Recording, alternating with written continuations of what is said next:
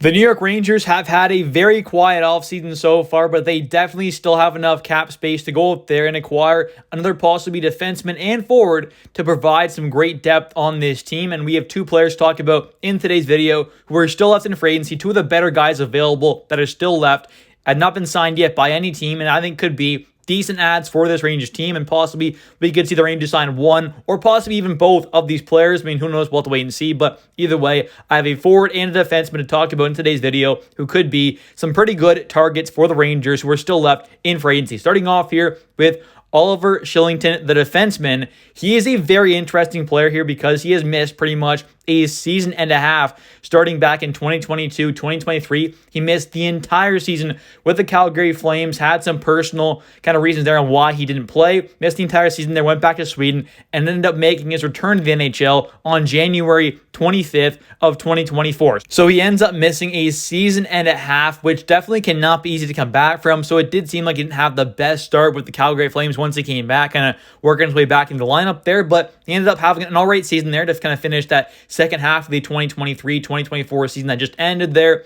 He's an unrestricted free agent now, and I think could be a decent kind of target for the Rangers here. He's one of the kind of last, really solid or really decent kind of left-handed defenseman available in free agency. I think could be a very nice pickup for this team to possibly compete alongside a guy like Zach Jones there, who we know is still a NHL caliber guy, I think for sure. I mean, he could be a nice fit on that third D pair, but Oliver might be a bit better of a player than a guy like Zach possibly, and they have some similar characteristics. But I think all around, defensively especially, Oliver is definitely, I would say, a better player, and offensively, they're probably somewhat similar, but I might even give the edge to a guy like Shillington, especially if he can get to his form that we've seen in the past. I would definitely say he's a better defenseman than a guy like Zach Jones there, but having both these guys, someone who's missed a season and a half there and a young defenseman in Zach Jones there, I think that could be good for both these players. You're going to have some competition there to have to battle it out there, not just have a guaranteed spot for both these guys. I mean, if a guy like for Zach Jones, a young guy there, he needs to kind of earn a spot, which I think he definitely could argue he has deserved a spot on this team, but with him, not being the best defensive guy and definitely not being a big physical guy,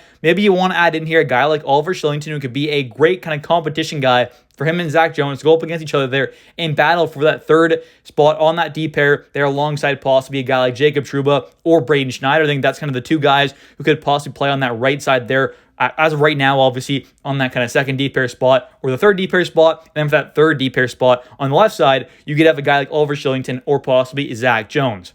In worst case there, let's say a guy like, Zach Jones wins that spot over a guy like Shillington there, assuming he's going to sign on a probably short-term deal, possibly a one-year deal at pretty close to league minimum, I'd imagine.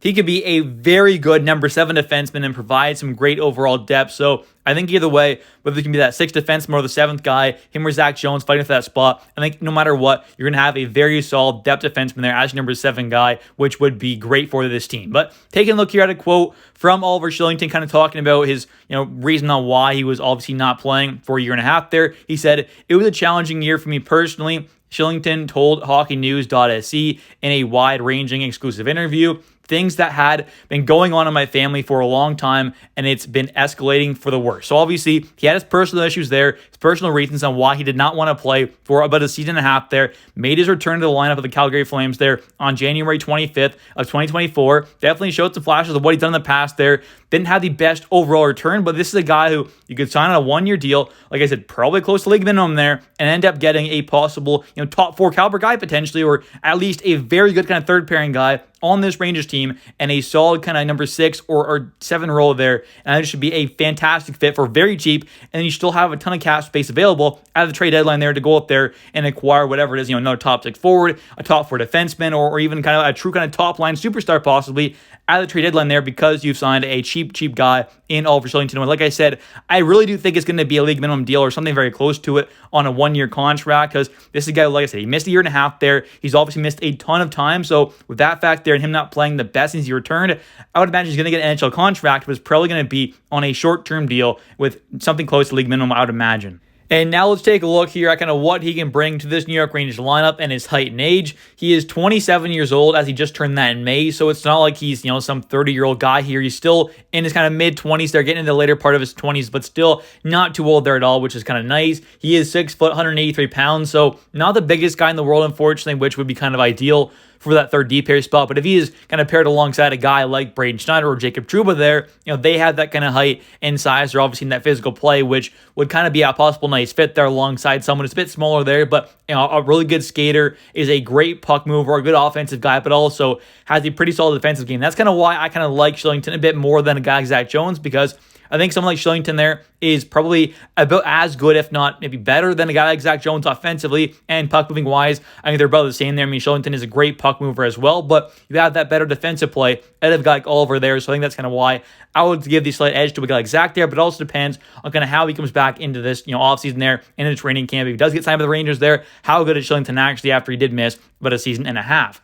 Taking a look now, he also is, though, not a very physical player, so kind of the same thing there as a guy like Zach Jones. He does not kill penalties, same thing with Zach there, so they kind of both equal each other out there. And he did put up some pretty good offensive numbers, though, back in 2021, 2022, really his only kind of full season in the NHL. And he has spent a lot of time in the AHL, but this is a guy who put up some great numbers back in 2021, 2022, not terribly long ago, ended up having 73 games played, 9 goals, 22 assists, 31 total points, ended up being a plus 34. And back in 2021, 2022 as well, he only had 8 of his 9 goals at even strength, as well as 20 out of his 22 total assists there. So most of his points came at even strength, which is important for this Rangers team. And this is a guy who has never really gotten a ton of power play time either at the NHL level. So it's not like he needs that power play time to get some offensive production. He can produce at even strength quite well, especially for a defenseman. And goal-wise, he's a pretty good goal scorer from what he's shown at the NHL level for a defenseman. I mean, 9 goals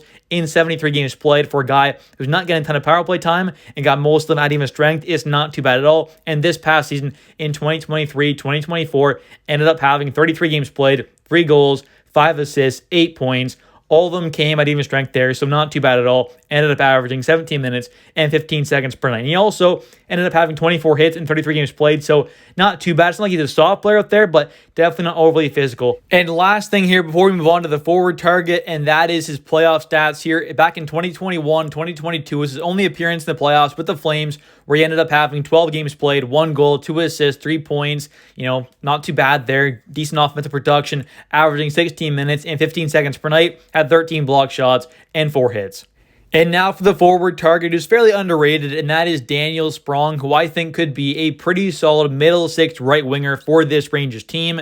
Now, you could have him possibly on that second line alongside Kreider and Zibanejad on the right wing spot there, or possibly on the third line alongside Hedl and, possibly whether it's Will Cooley or a guy like possibly Brennan Othman. That could work out as well. And maybe this doesn't happen unless we do see a trade, for a guy like Kakko there to help send him out somewhere else. That might be the only way that kind of happens, unless someone have Kakko on the kind of fourth line there. I don't think you're signing a guy like Daniel Sprong with the way he plays offensively to have him on the fourth line there. He's a pretty solid offensive point producer and could be a great guy to have and a more kind of depth role there on the third line. And then have a guy like Riley Smith there on that second line alongside guys like Kreider and Zibanejad. You kind of mix that around possibly, but this move might not happen unless we do see a Kakko trade, which very well could happen. You never know, but if not, unless someone have a guy like Kakko on the fourth line there, you're probably not signing a guy like Daniel Sprong because he can really only play on the right side. But either way, I think could be a decent middle six target for this Rangers team, possibly be a kind of guy you get on the cheap side of things there on a fairly short-term deal and possibly end up getting a very good offensive point producer, which he has shown to be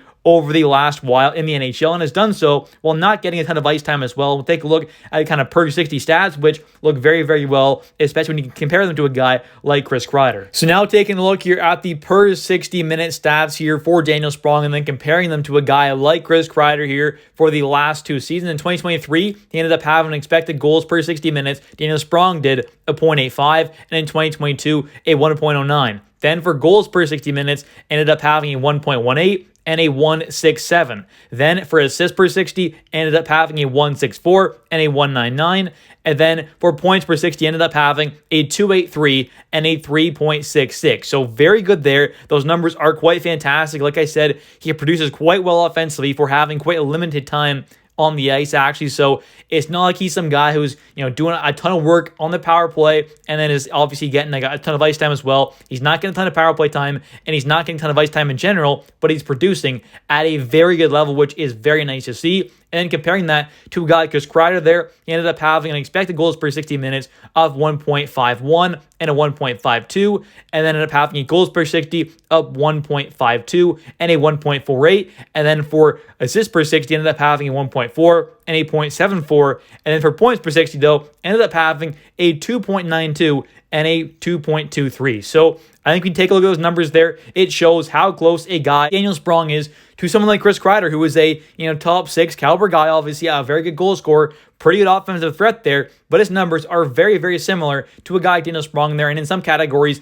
Daniel Sprong actually has better per 60 numbers than someone like Chris Kreider there, who is a very solid, true top 6 caliber offensive player. Not trying to diminish what Kreider has done, because he definitely has moments when he's looking like one of the better goal scorers in the entire NHL. But this kind of shows to a guy like Daniel Sprong there, he does not get a ton of ice time, but he still produces at a very good level offensively, which is exactly what you want to see. And before we carry on here, if you have enjoyed this video, I would really appreciate it if you do hit that like and subscribe button for more daily New York Rangers content. I post every single day, and also to comment down below your thoughts on Oliver Shillington and Daniel Sprong. And for his next contract, my guess is something around a 2 to 3 year deal with a $3 million cap hit. And kind of the further this free agency goes on here without him being signed, it might get a little cheaper even too. So that could possibly happen there. We end up signing only a 1 year deal possibly on a $2.5 million deal, which I would not be against at all either. I think he's a guy who could be a great depth scoring option for this team on the second or third line. And I'm not quite sure it'll happen unless we do trade away a guy Kakko, unless his front office and coaching staff are okay with putting Kakko on the fourth line there. You have a guy like, obviously Lafreniere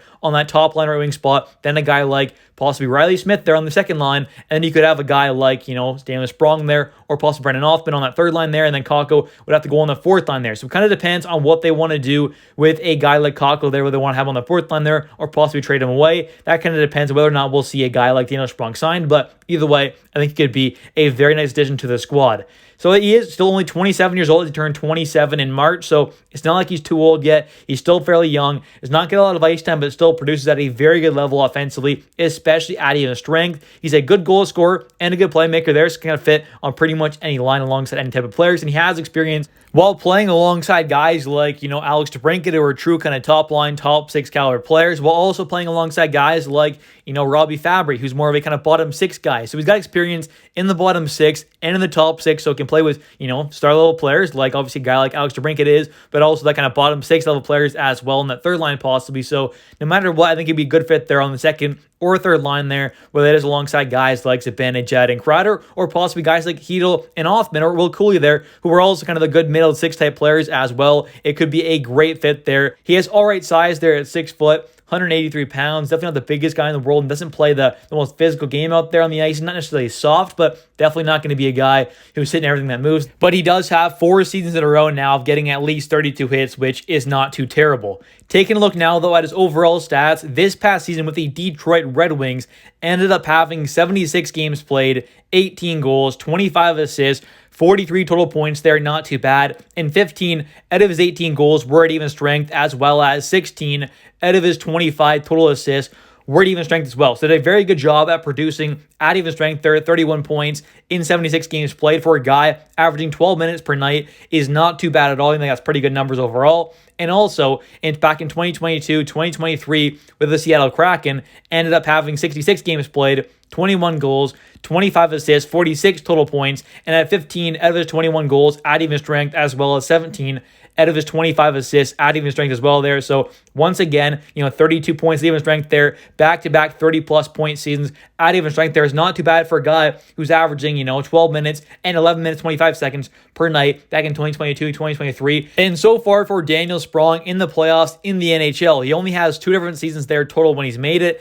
and has a combined 13 games played, 1 goal, 2 assists, 3 points, nothing too crazy there, but only averaged 8 minutes and 58 seconds per night, so did not get a lot of ice time there. Had 31 total shots in those 13 games played and 17 hits, so not too bad at all. Overall, he's a decent middle 6 forward and could be a nice kind of buy low, possibly kind of high potential kind of guy to add to this Rangers team. It would not cost a lot. It'd be a short-term deal and, possibly could reach, 50, 60 points potentially if he's playing alongside the right guys in the right situation, getting a certain amount of ice time as well. And that's kind of the big thing with him is he's only averaged, the last season 12 minutes a night and still put up over 40 points. And then the year before that had 11 minutes and 25 seconds per night and put up 40 points plus again. So very good numbers there and limited amount of ice time there, and could be a guy who, if you give him, 14 minutes per night, could truly get, 50, 60 points playing alongside the right players. But anyways, in the comment section down below, let me know your thoughts on Oliver Shillington, a left-handed defenseman. It could be a nice add, as well as a middle six right winger, and Daniel Sprong. Do you want to see the Rangers sign either of these guys? What will be the contracts you want to see? Let me know in the comment section down below your other kind of targets and free agency who are still available. And also, don't forget to click that like and subscribe button for more daily New York Rangers content. I post every single day, so if you are a Rangers fan, this is the best place to be on YouTube. Hit that like and subscribe button for more content every single day. Thank you so much for watching. I'll catch you in the next one. See ya.